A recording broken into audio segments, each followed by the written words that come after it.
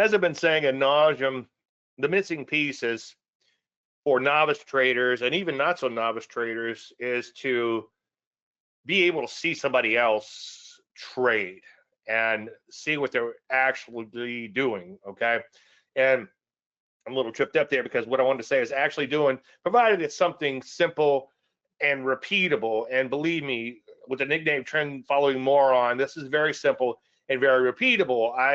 Years ago, there was a day trader who was trading e-minis, and I was part of a website, and he was one of the guys on there. And he was good at what he did, and from what I could tell, he made money, but nobody could follow him because by the time he got the alert out, and people were trying to get in, he was already getting out, and it really caused a lot of animosity between the clients and all. But believe me, this is very much repeatable, and that's one thing that I spend a lot of time on sometimes is repeatability.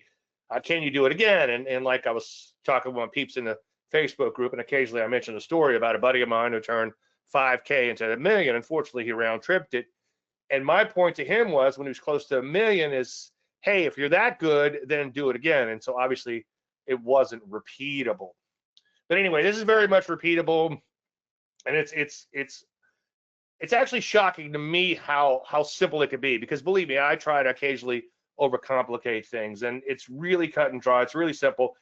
The missing piece, I think, is waiting for the market to trend, and of course, stock selection is crucial too. But stock selection is very teachable. Okay, we have a mystery chart this week, and look at the trend on this thing. Okay, look at the Landry light. Lows have been greater than the moving average for 73 bars. That's a long time. Also notice that this is one of my favorite things to look for, in addition to persistency, is that it was in a fairly decent uptrend, kind of a gradual uptrend, but an uptrend nonetheless, and then it began to accelerate higher. That's what I call accelerating momentum strategy. Now, a lot of my patterns dovetail, or my setups dovetail in with each other. So something like this, you look for something like a TKO type of move, which we had right here. And by the way, you don't sit around and going through trending stocks all day, although I do keep a momentumless and look at it. What you do is you look at a bunch of stocks like I do with a loose parameter scan. So something like this TKO will be caught, and you'll see a lot of trending stocks that are in the process of setting up. And of course, you can copy those over to your momentum list. I also track the Landry 100, which we'll talk about in a few minutes, or at least just touch upon. Anyway, nice little trend knockout move. So there's all the parameters. It's the first one on the list. Let me just show you in the chart. Entries here above that TKO bar. Stop is down here. And initial profit target is up here. What I love about the TKO is, well, a few things. One, from a psychological perspective, it's very easy to explain so you can wrap your head around it. Trading needs to be conceptually correct, okay? So conceptually correct in this particular case is you have a trend, so you have demand for the stock. You have a lot of demand, so much demand that the stock hasn't even touched its 30-day exponential moving average in 73 days, okay? So you have that working for you, so you know people want in. Now, you also have potentially eager shorts. Shorts tend to confuse the issue with facts, and they tend to short stocks that are at high levels because it makes sense. Well, unfortunately, a lot of things that make sense don't work in the markets, especially when you're trying to interject fundamentals or themes, which we'll get to in a little bit. But anyway, what happens is you have different players. You have the Johnny-come-latelys who are just kind of throwing in the towel. They're buying probably in this gap right here to all-time highs.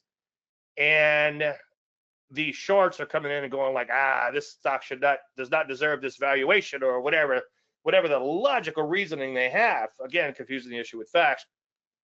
So they short it. Now, when the knockout bar happens, it probably attracts in more shorts, okay? And as importantly, it knocks out a lot of those nervous Nellies. Now, those nervous Nellies are the last in and the first out. That's a FOMO trader. So the market sucks him in on FOMO, and then it spits them out, okay? Now, the shorts are feeling pretty damn good because they're instantly vindicated. But shorts have big egos as a general statement, okay? They're like, aha, I got this one. And then it starts going back up again, and then they're not inclined to dump it. In fact, they might be inclined to actually short more. And there's actually a strategy I learned of years ago, which I was not aware, and I would strongly urge you not to attempt it, okay? But it's called shorting the parabolics. And I think the reason that a lot of these stocks go parabolic sometimes, not a lot, but some of them after the nice little TKO move is because the shorts refuse to give up. And finally, they get forced out, possibly a margin call, whatever, and that squeezes them higher. So that kind of got me into the mind of the short player as it dovetails in with a TKO type of pattern. But anyway, my favorite ones are big wide range bars down. It should stick out like a sore thumb. Sometimes people will show me a TKO, and in the rules, it just has to be a 2-bar low, okay? But it also has to be on an expansion of range. So maybe you should plot not an ATR, but a high minus low at the bottom of your chart and just see if that was a big spike in the range, which I'll show you in 1 second on a chart. I'll show you the high minus low range thing. Anyway, if they're somewhat extreme, the beauty of it is that's what I call a textbook TKO. And this one's close to a textbook TKO. A textbook TKO, you have a very wide range bar down, and it starts at the top and it ends on the bottom, okay? Now, when that occurs, you can put your entry right above the high, as we did here, and then you stop not too far below the low. Maybe give it a little wiggle room. This one, like I said, could have been a little bit more wider to the downside, but it certainly qualifies as a TKO. Not quite what I would call a textbook TKO, but close to it. And a lot of times they close in their ass like that, and then they just keep on dropping, okay? And then no capital gets in the harm's way.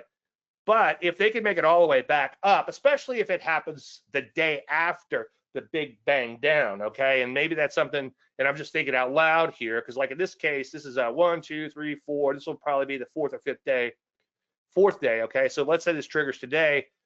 This would be day 4 from the setup of the TKO. So I prefer them if they trigger more quickly. And if somebody's interested in doing some research, please do and let me know what you find on that. But I like them. I like it when I can wrap my head around it from a psychological standpoint and say, okay, number 1, we got shorts sucked in, and number 2, they all got spit out. Not the shorts, but the longs, the nervous Nellies, they got spit out. The shorts are immediately vindicated when it starts going, when it goes down, okay? But then when it flips back up, they're in a bit of a predicament too. So it sucks a lot of these traders in, and then it spits them out. The shorts a little bit more later, maybe down the road, and that's when the stock goes parabolic. And then more shorts pile on. But anyway, so that's the setup going into, well, for today, I should say, if it doesn't trigger tomorrow. Here's another one, another mystery chart. These mystery charts come straight from my trading service, and then they might occasionally be a mystery chart that I mentioned in my Facebook group to my peeps that I show here. But I like to show these charts obviously ahead of time so you can follow along at home. So this is a IPO. This is what I call a first deep retracement, and that's when an IPO kind of takes off. Sometimes IPOs get a little ahead of themselves. They just take off, all this excitement and all, and then they come right back in fairly hard. And then that third leg, and I hate to use the word ABC because that sounds like a wave count or something, but kind of like an A, B, C type of move. That C leg out is the real move. Anyway, so there are the parameters down below. You can see the entry is here, stop is here, initial profit target is up there. Fairly loose parameters because it's a fairly volatile IPO. Now, Mr. Wallace once said, as I talked about recently, there's an abundance of opportunity for the man who will go with the tide instead of swimming against it. So that's a fancy way of saying the trend is your friend. Now, he was talking about many other aspects of life, but it certainly applies to trading. That's Mr. Wallace, that is. So this is not a mystery chart because it's triggered in between shows, okay? So the mystery charts come straight from the trading service or possibly something I might mention in Facebook. And then if they trigger, obviously we'll follow up on them, okay? But this case, this one triggered in between. Anyway, you can see nice little Landry light below. Also, Another one of my favorite patterns, gradual uptrend, and then I forgot to mention earlier, persistency is something that's good too. Now this had really short-term persistency, but persistency is you could draw a line through as many bars as possible and intersect as many as possible. Mathematically, as I preach, that's equivalent to linear regression. I just like to draw lines on charts and more accurately eyeball it. And as I've said before, and I know it's kind of I guess a little vain or whatever, but it was exciting for me, obviously. I was in Italy in this huge auditorium. It was like 500 people, and that's a lot of people for me, especially. We got what, 4 here today. Anyway, that's another story. And the big screen was this huge screen. In fact, I think it's it might be on my website. If not, it's somewhere. Anyway, these bars on the screen were like 4 and 5 feet each. The screen was just went on forever. And I noticed on that huge screen that short-term persistency, like you're seeing here, is very important too.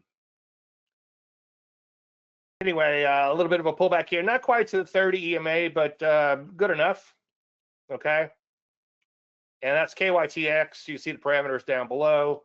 Entry was here, stop was here, initial profit target was here. Let's see what happens. Kind of takes off and it gets fairly close first day in the trade and consolidates a little bit, pulls back a second time. And now it's doing okay, possibly today notwithstanding. Now, last week I said in this particular case, so we had, let me just back that up a second. We had 1,200, as at the time of the snapshot, there was $1,280 open. That's on a hypothetical 100K account. I did take this particular trade. I did actually take profits already, partial profits already on this one. As I said last week, you have to think about the sustainable speed of money, okay? And this is the little high. This is just a simple high minus low formula, literally H minus L, that's it.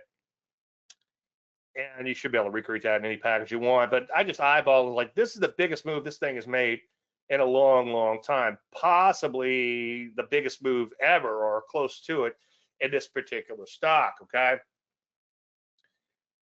And you got to ask yourself, okay, for your initial profit target, IPT, how far away from it is it? How fast did it almost get there? And of course, how close? Okay. I guess how far it moves over a period of time. So in this particular case, it moved a long ways and it moved really fast. In a case like this, now I'm not just abandoning the system, but what I'm doing is I'm taking a gift horse and I'm not looking it in the mouth. I'm taking that gift horse type of reward, if you want to look at that gains. But anyway, this was a huge move. This does not happen every day, believe me. So in a case like that, I took profits a little early, and I think it has not officially hit the profit target. I think that's the only one. ABCO, we talked about a little bit. This was a prior mystery chart. There's all the parameters. And you can see it triggers an entry on that kind of that opening gap-ish reversal. I actually got into this one a little bit late because I used a little discretion on that entry. Now, discretion cuts both ways. Remember that VG trade I talked about? That one failed miserably with me trying to use discretion. For a while, it really improved the trade, and maybe that's one I need to circle back to. But that one, just so you know, failed miserably using discretion. But if you can hang on to one trade that really pays off or avoid a losing trade with a little bit of discretion, it makes all the difference in the world. But anyway, you can see, as I've been saying quite often, you were in this trade forever, and it was dead money. You had $190 negative open profits, so you're like, well, maybe I should bail. Nope, stick with the plan. And luckily, or fortunately, I should say, it hit the initial profit target, and you bank $1,000. Now, that's on a hypothetical 100K account, 2% risk, which is $2,000, okay? You're up $2,000, you take off $1,000 at the initial profit target. So now you have $920 open, maybe a little bit less with today's trading. And then that stop gets brought up from here to break even. And I have the animation on that in some other slides. All right, we have, I think, a couple of smoke 'em if you got items this week. Now, this was not a mystery chart. Again, this triggered intra-week, but you can see nice, fairly clean uptrend. And notice the behavior of the stock. It goes up, consolidates, goes up, consolidates. This is, and I'm just kind of making this up as I go, but this is what I would call a stair step, and a beautiful stair step at that. So it goes up, and it kind of makes these flat little bases, okay? Base upon top of base, and it stacks the bases on top of bases. And this is kind of reminiscent of something like Darvis. And by the way, that's a book I would highly recommend you read, in spite of the title. It sounds like a lot of hype. It's actually a very basic book on technical analysis. And I wouldn't follow it directly in this day and age, but the principles make a lot of sense. And he was looking for these little boxes to stack on top of each other. And he would not buy the stock until it moved from one box to another. So in that case, it'd be like, okay, here's your box that's being set up down here. Don't buy it until it starts beginning to move to the next box. Now, that has a little bit of a breakout characteristic to it. I'm not a huge fan of breakout trading, although if you buy enough breakouts, it does work. Or if you're in a fantastic market, like the occasional bull market that we have in crypto, not right now, but occasionally it can work out nicely. And if you're buying a lot of them, again, like the Landry 100, it could work out too. Anyway, you can see lots and lots and lots of Landry light down below. It pulls back. There's your parameters for the setup recommendation. You can get these at davelandry.com/archives. And if you want the newer ones, as soon as, let's say like whatever day this was, this ATAI was in here. And as soon as that triggers, I would make this service public on YouTube, okay, out of courtesy to my clients, not put it with live open setups. But anyway, so that's the parameters there. Entry is here, stop is here, initial profit target way up here. Let's see what happens. Triggers an entry, doesn't do a whole lot, then it begins to take off. And this is the one back here somewhere, or maybe on this, no, it wasn't on that day. It was on this day here. I think it shot like to above the initial profit target, and one of my clients took profits at after hours. I woke up and saw it up so much, I got excited. I'm like, oh, it's way past the profit target. Let's just wait and see what happens. Maybe I could squeeze out some more profits on that. And when I got to my office later that morning, it's like, oh, wait a minute, this thing just did not materialize in real-time trading. So that's something to throw out there as a little fodder for research, something to think about. Maybe in the super volatile stocks. If I buy something that's total S&G type of stock, especially cheap, super volatile, whatever, I will put in those after hour orders. Okay, so I'll put in, like a lot of times I'll put in something for like a double, like an Tilray, TLRY, or something like that, or some of the ones I played off the Landry 100. I did that. So that's something I occasionally do. I don't always put it at the initial profit target, although with IPOs, I found myself in more recent times putting that limit order out there, good till canceled, with extended hours. The reason I don't put the limit order out there all the time is that I do like to be able to come in and use a little discretion, maybe put a trail stop that's real tight on half of those shares when that IPT has been hit, and try to squeeze out a little extra profits intraday. So that would be one reason not to do that. But if there's something that's wild and crazy that tends to be spiky in after hours, it can work nicely. But anyway, in this particular case, we did officially hit that initial profit target. So the stop, of course, comes at the break even. And as my trader friend, Charlie Kirk, not the other Charlie Kirk, calls it free rolls after, free rolling after he saw my money management and was discussing it at his traders retreat. Anyway, so you're free rolling now, barring overnight gaps. The worst you can do is break even. And as you'll see with some of these other stocks that were long, there's a potential for a longer term home run. Now, this is another chart that triggered intra-week in between the shows. This was a stock that had based for a long time and really began to take off. And you can see you have nice Landry light down below, and it begins to pull back, not all the way to the 30 EMA. So it's technically not a Landry light pullback, but it's a pretty deep pullback nonetheless. Super volatile. I think I put cray or crazy in here. Yeah, IDUAI, crazy. Okay. and wild ass parameters, but that's what it called for. I think the HV in this thing was like 216 or something ridiculous. One of the highest HV stocks I've ever traded. Entry, stop, and initial profit target, respectively. And this doesn't happen that often, but it's pretty exciting when it does. It hit the initial profit target on day one. And believe me, that would be great. Although that's a lot of fun, one thing to think about too, though, is as I said earlier, the sustainable speed of money. When it makes such a big move in one day, it's kind of hard for it to sustain. I'd actually prefer it to kind of gradually get there and then consolidate a little bit and then take off again and behave in more of that stair step fashion.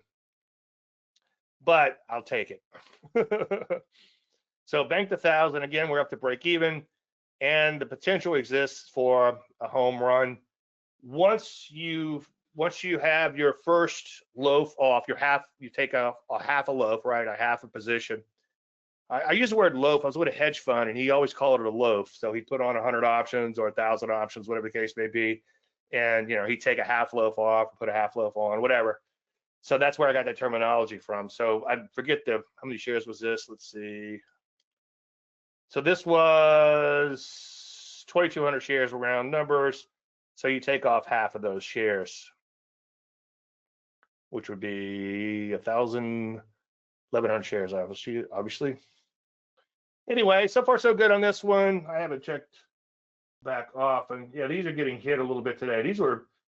It's like I hate when the day starts off great and then kind of deteriorates. I'd much rather just the opposite. And by the way, that's what happens in a bull market as in general. As a general statement is the market starts weak, it finishes strong. In a bear market, it does just the opposite as a general statement. Not every day, but over time.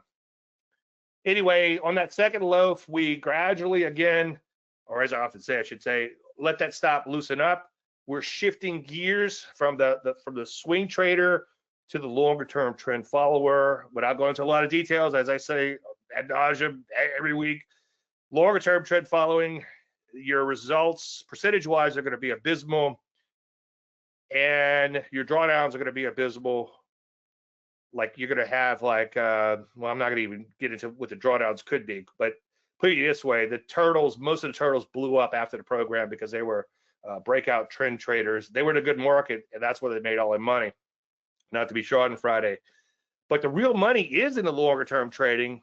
It's just that's where the risk really is too, and something bad can really happen over the short term too. That's why I think if you're a pure short term or a pure long term trader, let's say a swing trader or whatever, I just don't think it's going to work out. Maybe in the long run, but over the short haul, there's going to be a lot of problems, and I think a hybrid approach is the way to go. Now, I'm kind of sold on my own method here, so your mileage may vary, I guess. Or better put, you might feel a little differently, but this is the way I see things because, again, shorter term, something bad can happen. Longer term, there's too much risk. Shorter term, less risk in general. Longer term, much more risk, but much more money. So if you can take a hybrid approach and then shift gears and transition to a longer term trader, then you can stay with a position for a long time. Not all the time, but over time, you'll occasionally catch a big winner and ride them out.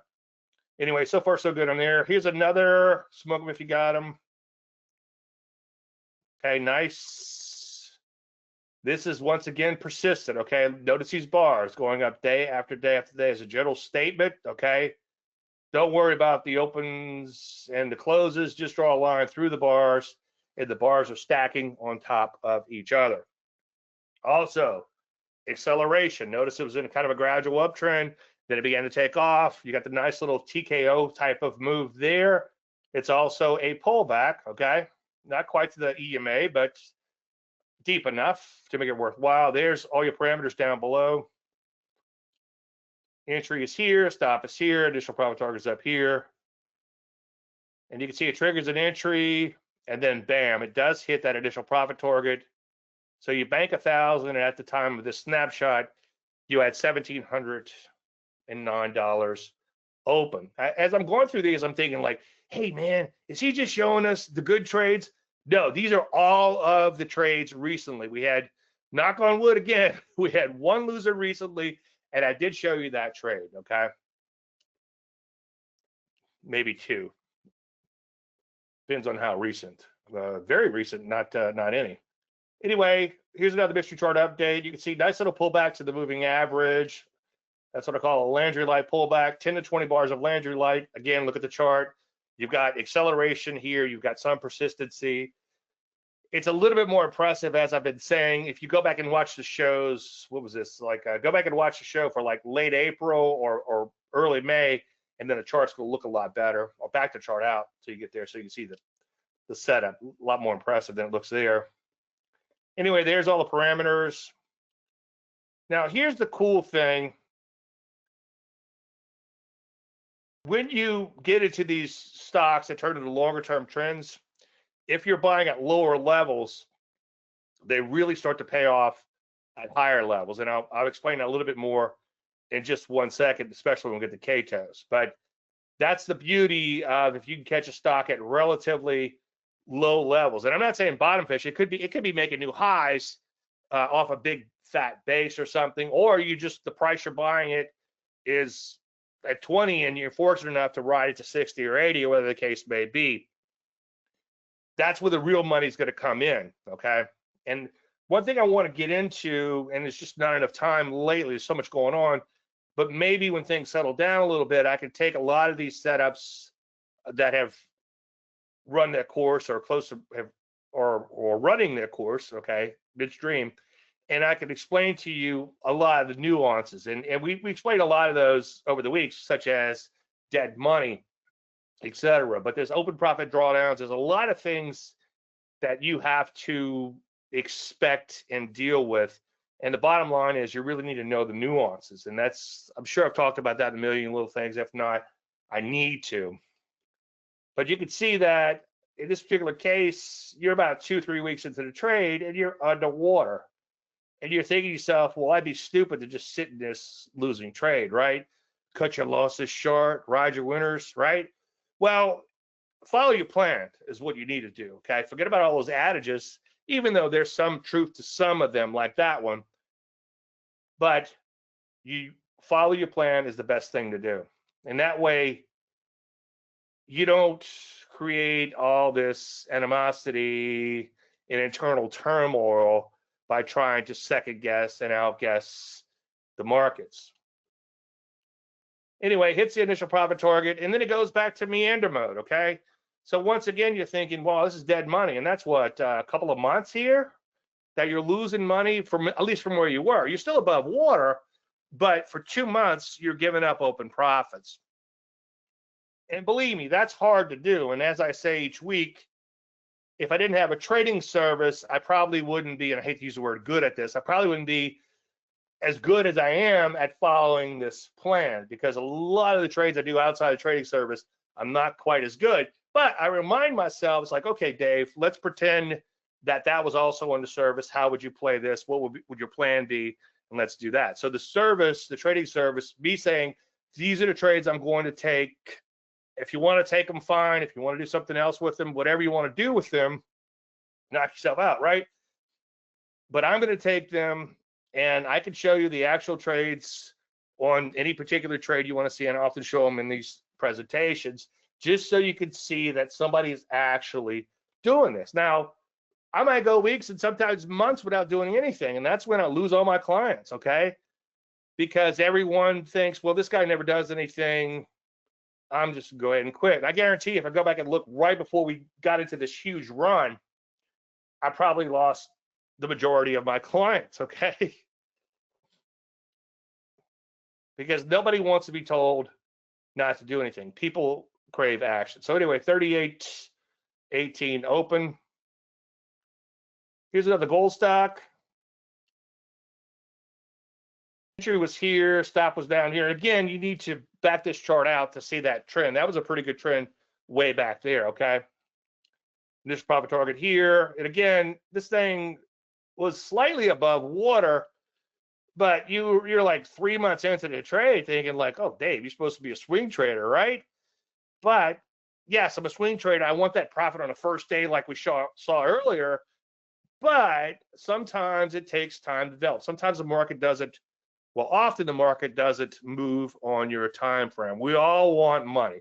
We all need money, okay? As I say ad nauseum, almost, well, it's predictable, right? If I go in the house and my wife's in her office, it's like, oh boy, she's in there looking at a bill or dealing with a problem. Yesterday, it was we were told the insurance was going to cover this medical bill. She had a little injury a while back. She's fine now, but she had a little injury, and it's like they kind of got her on a gotcha. Like, yeah, we will take this insurance, but this insurance is only going to pay for what they think they should pay for whatever, and you're going to pay the rest of it. So it's just a big mess. I almost said rat F. Anyway, the point I'm trying to get to, believe it or not, I have one, is that every time I go in the house, it's like I'll be feeling good in here, like, okay, I just made some money. Oh man, I just got whacked. Oh, I'm not feeling so good, whatever. But no matter what, I go in the house and there's always something hitting you. And the reason I'm saying this is because this goes for everyone. It's not just me that deals with all these different things in life, and that certainly can influence your trading. Anyway, banked 1,000 here, and the point I'm trying to make here, the market operates on its own time frame, and just because you need money doesn't mean the market's going to give you money. And I'm going to circle back to that in 1 second. Anyway, so no longer a dead money trade. Again, stop goes to break even, and then we trail that stop higher, gradually letting it loosen up over time to adjust to the longer term volatility. And as I say each week, if you do this right, okay, so this one, I'm just eyeballing. It's not quite a double, but let's just say it's a double for argument's sake. So now the moves percentage-wise are going to be, or point-wise, I'm sorry. So now the moves point-wise are going to be much larger than they were than we got started, because the stock price is 100% higher. So you have to adjust to that longer term volatility. Also, the market's going to correct more, okay, based on a longer term trade.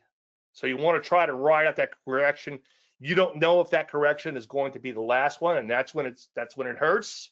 And hopefully it'll be another year or two before I have to show that in the presentation, but it will happen, and it is coming, hopefully not too soon, where you have these sharp drawdowns and you give up a lot of those open profits. That's another one of those. It comes with the territory thing, and you have to get over it. Anyway, so 88% open, not quite 100%. All right, this is Kato's. Now this is the ultimate deal here. You can see lots and lots of Landry light, and only one bar or a couple of bars, I should say, of zero Landry light. That means that the lows have intersected the moving average for uptrends. And you see there's your pullback, back the chart out, and it looks a lot more impressive than it does here if you want to study the setup in and of itself. Landry light goes to zero. Very simple pattern to scan for. I'll probably never get around to doing it, but I'd love to do what I call the one pattern challenge, and have everybody who signs up, we all trade the one pattern. That one pattern will be Landry light pullbacks, and I would coach you through it, and I would show you what setups I'm taking. You can show me what setups you're taking, and we can agree or disagree on setups, and we can see at the end how we all do. But anyway, there's all the parameters there. Entry was here, stop was here, initial profit target was there. So again, you bank 1,000 or 1% of your trading account overall, whatever that is. Stop comes to break even, okay? And then you trail somewhat loosely on the remainder to hopefully ride out those longer term corrections. So you had a little correction here, which was fairly deep, okay?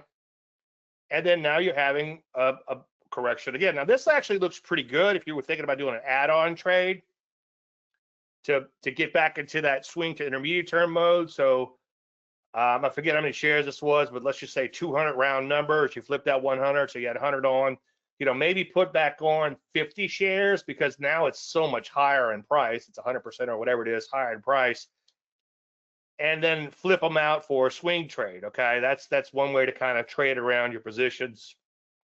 A little bit more advanced technique, but it's something that sometimes you can pick up a little extra money doing that, and you hang on to that core position. So far so good. 6,819 or 111% open.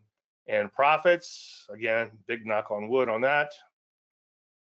Okay, so real quick, I don't have any fresh ogres to show you this week, but I did want to follow up on something that I didn't get around to following up on last week. I got an email week before last or a while back on someone who traded an ogre, and they took one that I recommended, they took one on their own, and not that I'm the grand poobah, but the one they took on their own did not really qualify.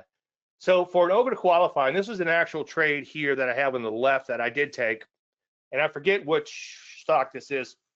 I want to say U, which is a uranium stock.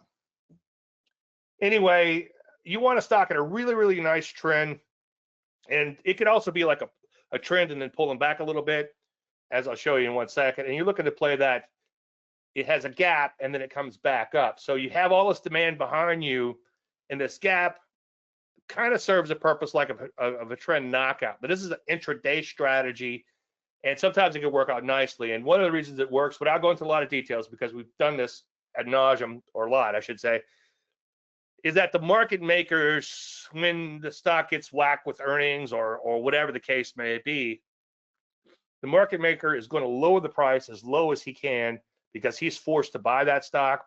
He wants to lower it to a price low enough to where he could flip it out later in the day. Now, sometimes he gets burned, but other times he's able to do this, and we take advantage of that situation and we trade on the side of the market maker. So Stuart, one of my clients, told me that he took the BE trade we talked about in Facebook, and then he was talking earlier about the MLTX trade. I explained to him that you want something to look like BE, and then thank God he took that one to kind of make up for it. But he took the MLTX ogre. Now this is the BE we talked about, and that probably was the UUUU I said earlier. So that's what the UUUU look like for you, or U4 look like. Nice uptrend, and you got that kind of that knockout gap situation. And if you look below the chart, this was the BE, and this was kind of like the ogre +1, +2, +3 actually we talked about last week. So that's what ogres look like. Here's the stock that he traded. Now it was breaking out to new highs, but it was not trending. Okay, it was actually trending sideways, if anything. So it wasn't set up. Okay, and then you had this extreme gap to the downside. Now, if you go back to the one off the brand new highs, the UUUU, then that was in a serious uptrend. Okay, it wasn't set up, it was a serious uptrend, and then you had the gap, and then it's kind of like pushing a balloon underwater or a ball underwater, or accurately, it tends to push back up. In a case like this, stock loses 90% of its value overnight or something, leave it alone. Okay, it's damaged goods. So if there's no setup to begin with, and or it gets decimated like this, then avoid it. Okay, so it's just way too extreme. So again, here's that UUUU, this is a stock that's in a nice uptrend, and it looks kind of extreme, but if you back the chart further out, it's not quite as extreme. Oh, this is an intraday chart. This is a 30-minute chart. Okay, so it's actually set. Here's something. This is why I love teaching, because as I'm showing this to you, this stock was actually set up kind of nicely on a 30-minute chart. This is beautiful because you've got, I'm pointing at the screen like an idiot. I'm such a nerd. You have persistency back here, you've got acceleration here, and then you've got a nice clean pullback. So that was actually a setup in and of itself with a 30-minute chart, and then you have that opening gap reversal there. So that was that trade, and what happened? Okay, I entered on a stop, took off. There's only a couple $100 in the trade or whatever it was, but it was better than a poke in the eye.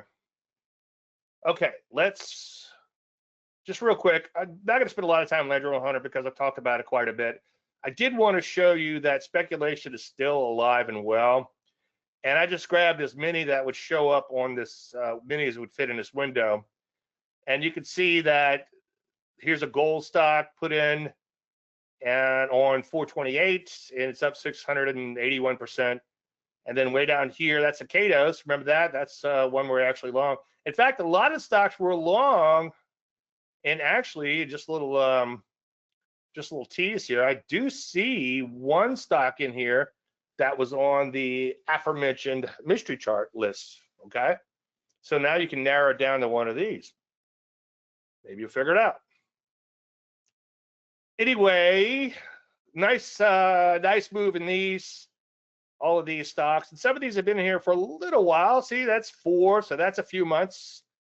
That's May, so that's good. And then some of these are a little bit more recent, but these are pretty good moves, and we've been hanging on to them for quite some time. Now, I don't actually trade that list per se, but I have taken some of the trades off the list. I also have experimented in the past with some of the stocks on the list, and in a small way. And not enough to brag about or anything. I started doing it like right into the bear market and realized that this was going to be a little tougher than I thought. But I have a few of them that are up, like OKLO's up like about 400%.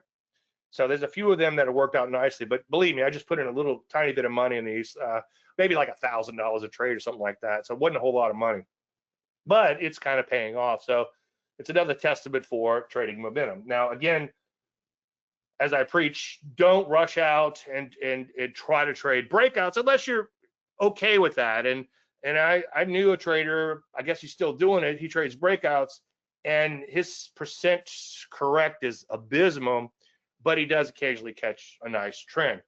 I would rather improve those odds if you had the means to trade 100 stocks like the Landry 100. So that's kind of the proof of concept. Proof of concept that momentum works. Proof of concept that momentum ends badly. Okay. Proof of concept that momentum gets hit first before the rest of the market gets whacked, as anybody in my trading service is painfully aware. It's like sometimes you get absolutely creamed on the day and the market might make a little marginal tiny new high. It's like, but gee, the market was up 0.1% and we're down 3% or whatever the case may be. It's like, well, it happens. You know, it comes with the territory if you're trading these more volatile stocks in general, as you should.